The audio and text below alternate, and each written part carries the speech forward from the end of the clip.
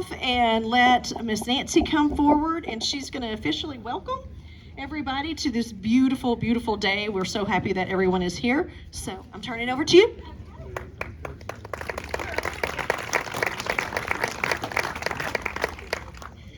Welcome, everybody. I'm so glad to see so many people come out on this beautiful day. Glad the rain stopped for us as we open our newest house, the Beebe Hall.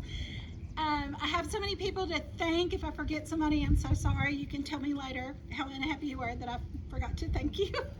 But I want to thank, first and foremost, our board of directors, including our chair, Ray Dillon, who kind of instigated this a few years ago. I said to Ray, within 5 years, I would like to build a new house on the ranch. And he said, what about next year? So here we are. And it means so much to us to be able to continue our mission and to be able to expand our mission, because we are all here for the children. The children are why we come to work every day. The children are why we do everything that we do. And we know that the children are why you're here. And we know the children are why each of you that support us. I also want to thank Governor Beebe, because he is the most humble man, and we had to talk him into allowing us to name the house after him. But he has always been a supporter of the youth ranch. And the story goes that when you became governor, you had to give up all of your volunteer work. Is that correct? Yeah. Except for the youth ranch. And so for that, we're deeply grateful. And for that reason, we're honoring him with the house. I want to thank the committee that worked so diligently to raise the money to build this house. None of our money had to come from our donations that we used to maintain the campus and support the children. The committee went out and raised every dollar that went into this house and the pavilion, the landscaping, all of those things. So this would not have happened without them. I want to thank Kevin Jeffries, the county judge, for your contribution. He got us started here. He did the dirt work. The county did the dirt work for us, cleared the lot, cleared the land, and put us on the path to be able to build the house. I want to thank Larry Bowen and Tony Vincent for the beautiful work that they did here. They did so much of the work themselves. I would come here every day. I would not expect a contractor to be here, because I don't know if any of y'all have ever built anything, but the contractors are never there, right? But Larry was always here, Tony was always here, and we were able to get this house and get it furnished and children in it much sooner than we expected because of the brilliant job that they did. And lastly, I want to thank all of the staff of the Youth Ranch, because they are the Youth Ranch, and they're wonderful, and I cannot tell them how much I appreciate them. So thank you, and I'm going to turn this over to Ray Dillon.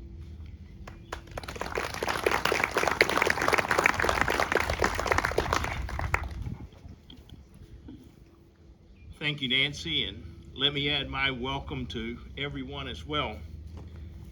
This is a great day for the Arkansas Sheriff Youth Ranch as we cut the ribbon on Beebe Hall and welcome more ranchers or our clients or our kids into their home. It's also a chance to publicly recognize the campaign committee and all of the donors that helped contribute $1 million to build this home. I can't tell you, we couldn't have done it without you, and it's critical that we were able to find people that believed in the ranch and believed in the mission. It's also a chance for us to honor and recognize one of our most loyal, our most committed volunteer, Governor Mike Beebe. Governor Beebe supported the ranch and has been master of ceremonies at our annual fundraising event now for over 30 years. It's both fitting and appropriate that this new home be named after Governor Beebe as Beebe Hall, and for his tireless commitment and dedication to the ranch.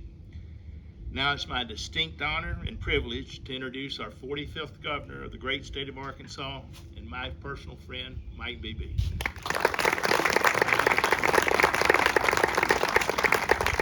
Thank you. I'm honored and humbled to have facilities such as this named, and I'm grateful to everybody who was involved in that. I'm grateful to all of you for whatever part you've played, not just in this hall, but for years in the evolution of this campus and what it actually means. I was not going to mention this. In fact, I rarely mention it. But Matt took me in and showed me a picture, and I do hope you'll have an opportunity to go through the facility and see the state of the art. But Matt took me, he said, "Do you see this guy?" And he walked over, and there's a picture that was he apparently got from the Barbara and David Pryor Oral History Center at Fayetteville. And it's a picture of me as I look to be 3 or 4 years old by a dog out in the country, which precipitated then a discussion about the country. And you know, the story goes that I'm from Amigan. Those that don't know where Amigan is, it's 6 miles east of Newport in the swamps. And I'm really not from Amigan. I was born in a suburb of Amigan. For those that didn't get the joke, Amigan's got 86 people according to the sign. But I never lived in Amigan. I mean, that's a misnomer. And I told a story that my mother lived in Detroit with her mother, and I was early, so she came down to Amigan to visit her grandmother, which would have been my great-grandmother, and I was early, so I was born in Amigan instead of Detroit, where she lived at the time. But I lived in Detroit and Chicago and St. Louis, 3 places in Florida: Houston, Texas, Alamogordo, New Mexico, Tuckerman, Arkansas, Newport, Arkansas, most of the time in ghettos. Raised by a single mother who spent her whole life as a waitress. She never finished high school. So I was a kind of kid, I think, to a large degree, that's represented by some of the kids here. And hopefully, as these house parents, Ray and everybody else conveys stories, that they can see a light at the end of the tunnel on the possibilities are endless, absolutely endless, only in America. I used to give a speech. The hardest group to ever talk to is junior high kids. Now, elementary kids don't know who you are and don't know why they're there, but they're enthusiastic. Senior high kids know who you are. They really don't care much either, but they're polite. Junior high kids don't care, and don't care that you know that they don't care. So how do you get their attention? Well, I kind of developed a theme that I'd start asking them some pretty basic questions. How many of you like to go to the movies? How many of you like to go to McDonald's? And the hands start up, they're starting to participate. How many of you like this or like that? And then I say, in the next eighth of a second, 26 babies are going to be born in the world. Another 26. Another 26.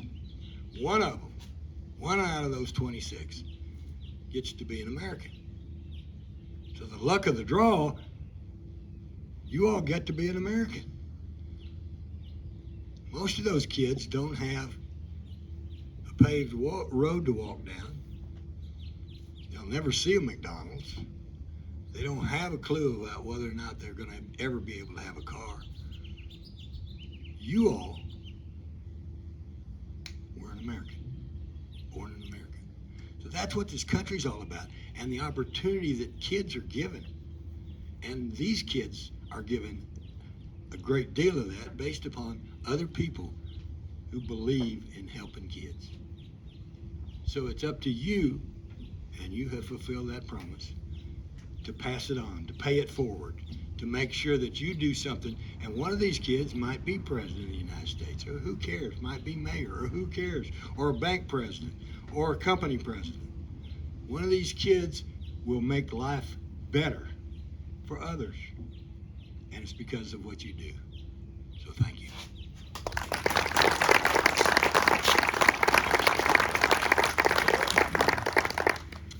I know better than to follow Mike Beebe when you make a speech. I have admired you for so long, and it was so great to see you again today. So we're so very fortunate to have this facility and that you have been a part of it. We also are very lucky. I know in our daily lives, as we're all out and about in Independence County and Batesville, that we're doing our work, but the work that's going on here while we are, again, doing our daily lives is absolutely amazing and so impactful. So we should give all the staff here, give Governor Beebe another round of applause for making this possible. Thank you. Okay, so our favorite part is to bring up our Redcoats, our ambassador team, who are always here to help us officially cut ribbons, open up facilities, open up new businesses, and so they're going to come forward. I'd like to have Matt and all of our dignitaries up here come forward, and then everyone start to fill in. We'll move the podium, and we're actually going to officially cut this ribbon and make it all available to the public for you to come in and take a look at the amazing new home for the ranchers here.